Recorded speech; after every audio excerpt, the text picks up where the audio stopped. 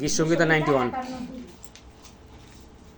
যে ব্যক্তি পরাৎপরের অন্তরালে থাকে সে সর্বশক্তিমানের ছায়াতে বসতি করে। আমি সদা আমি পড়ে যাবো? হ্যাঁ, পড়ো, পড়ে তারপরে যেটুকু আচ্ছা। হবে বুঝতে পেরেছো?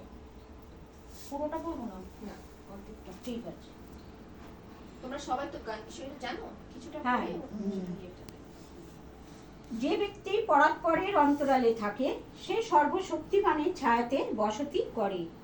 আমি সদা প্রভুর বিষয় বলিব, তিনি আমার আশ্রয়, আমার দুর্গ, আমার ঈশ্বর, আমি তাহাতেই নির্ভর করিব। হ্যাঁ, তিনি তোমাকে ব্যাধি ফাঁদ হইতে ও সর্বনাশক মারি হইতে রক্ষা করিবেন। তিনি আপন পালকে তোমাকে আবৃত করিবেন। তাহার পক্ষের নিচে তুমি আশ্রয় পাইবে, তাহার সত্য ঢাল ও তনুত্রাণ স্বরূপ।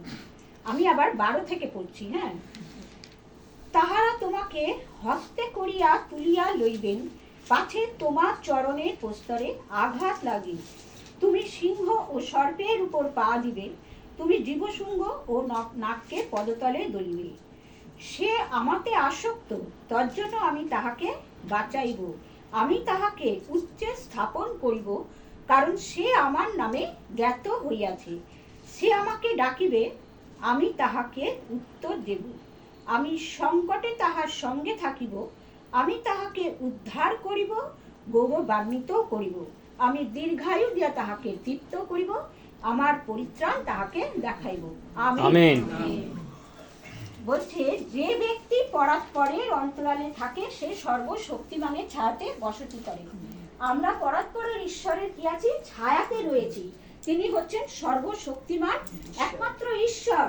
তার ছায়াতে যে থাকবে সে কখনো কোনো বিপদের মধ্যে পড়তে পারে না, কেন তিনি আমাদের সকল বিপদ সকল কিছু থেকে তিনি কি করে রক্ষা করেন।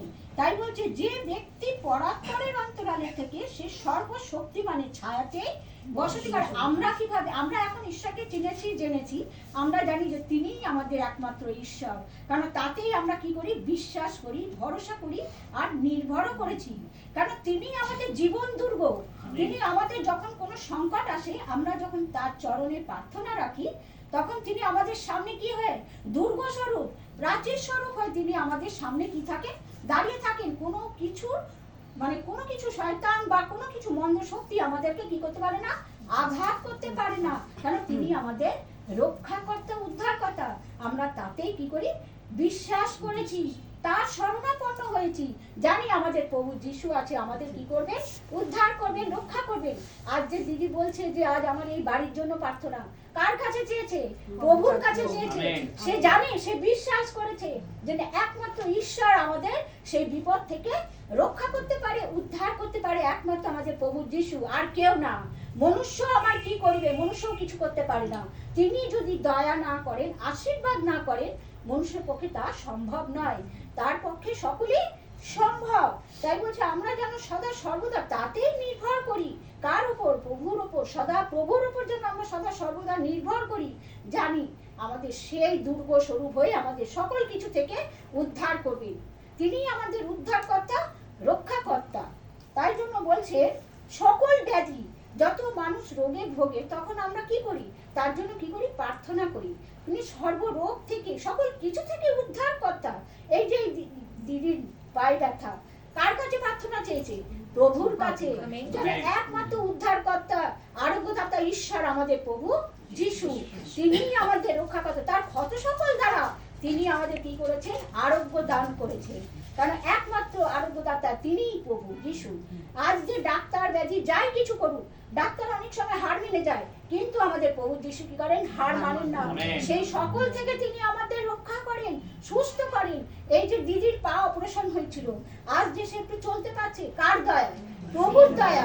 সে কি করেছিল? প্রভুতে বিশ্বাস করেছিল যে একমাত্র সুস্থ করতে পারে আমার প্রভু, প্রভু ছাড়া আর কেউ করতে পারে না। তাই জন্য আমরা সদা সর্বদা যেন তার শরণাপন্ন হই, কারোর কাছে না।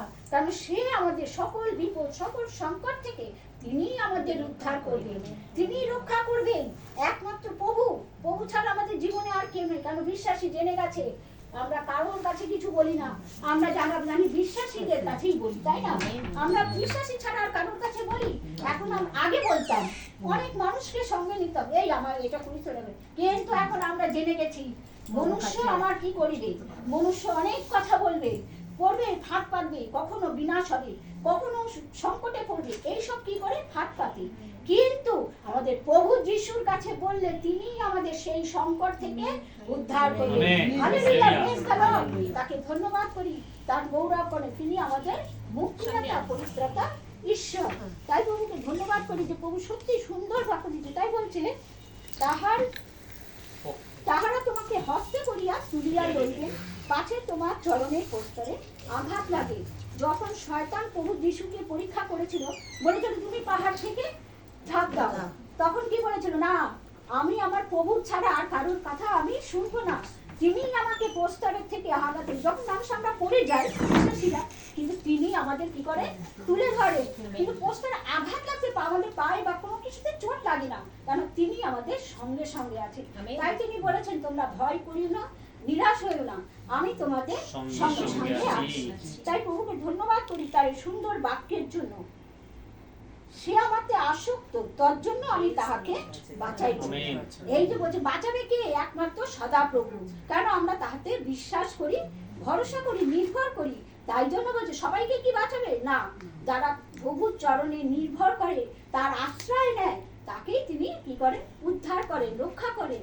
তাই বলছে যে আমাকে আসক্ত, যে প্রভুকে ভালোবাসবে, প্রভু তাকেই ভালোবাসবে। আমি আজ প্রভুর থেকে উদ্ধার পেলাম, রক্ষা পেলাম, সবকিছু পেলাম, পরে আমি প্রভুকে ছেড়ে দেবো তা নয়। আমরা যেন সদা সর্বদা তার চরণেই যেন থাকি, তাহলেই তিনি আমাদের উদ্ধার করতে সক্ষম।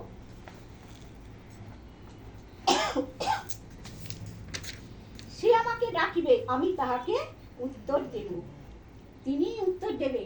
হয়তো কিছু দেরি হলেও, আমাদের অনেক প্রশ্ন অনেক সময় দেরি হয়, কিন্তু আমরা জানি তিনি কোনো সময় না কোনো সময় একদিন না একদিন তিনি উত্তর দেবেন। এই বিশ্বাস তিনি আমাদের কাছ থেকে দেখতে চান, আমরা যেন বিশ্বাসে স্থির থাকতে পারি। তাই সংকটে তাহার সঙ্গে থাকিব, আমি তাহাকে উদ্ধার করিব, গৌরবান্বিত করিব। তিনি আমাদের বলছে তোমরা আমার কাছে আইসো, যে পিপাসিত, তোমরা আমার কাছে আইসো, আমি তোমাদের কি দেবো? জীবন দেব, শান্তি দেব। তার কাছেই আছে আমাদের জীবন, তার কাছেই আমাদের সেই জীবনদাতা ঈশ্বর। তার কাছে যখন আমরা থাকি, তিনি আমাদের সকল কিছু থেকে আমাদেরকে কি যেন পরিত্রাণ লাভ করতে দান। কারণ আমরা যেন তার কাছ থেকে সরে না যাই, তার বাক্যের কাছে যেন সদা সর্বদা আসি, তাকে যেন আমরা গ্রহণ করি। তাই জন্য প্রভু কত সুন্দর বলছে, তাই বলছে আমি দীর্ঘায়ুতে তাহাকে তৃপ্ত করিব, আমার পরিত্রাণ তাহাকে দেখাইব। তাই বলছে আমরা যেন পরিত্রাণ লাভ করতে হলে তার চরণে আসতে হবে, তার কাছে প্রার্থনা করতে হবে, তাহলেই আমরা পরিত্রাণ পাবো। তার বাক্যের সান্নিধ্যে বসতে হবে, আমরা যেন সদা সর্বদা এইভাবে যেন প্রভুর চরণে যেন আসতে পারি। আজ আসবো, দুদিন আসবো না, না, আমাদের যেখানে বলছে প্রভু বলছে আমি তোমাকে প্রত্যুষে আহ্বান করছি, তোমরা আমার কাছে আইসো, আমার বাক্য শোনো। আমরা যেন প্রত্যুষে উঠে, শুধু একদিন নয়, রোজ আমরা যেন প্রভুর চরণে বসি। তাহলে প্রভু দেখছে যে না, ও তো আমার চরণে কি করছে? আসছে। আমাদের যতই রোগ ব্যাধি হোক, আমরা কি বলছি, যেভাবেই হোক যাচ্ছি। এই যে মাসিমা, দিদি, তুমি বলছো পায়ে ব্যথা, মৌসুমেরও কত পায়ে ব্যথা, কিন্তু ছেড়ে দিয়েছে? ছাড়েনি। কষ্ট হলেও সে কি করছে?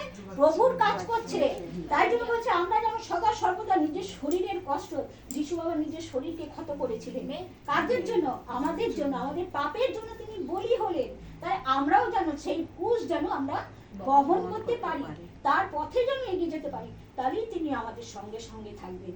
আমরা আজ আসবো, দুদিন পরে আবার ছেড়ে দেবো না, এইরকম যেন আমাদের মনোভাব না থাকে। তাই প্রভুকে ধন্যবাদ করি তার এই সুন্দর বাক্যের জন্য। প্রভু আপন বাক্যে আশীর্বাদ করুন। আমেন।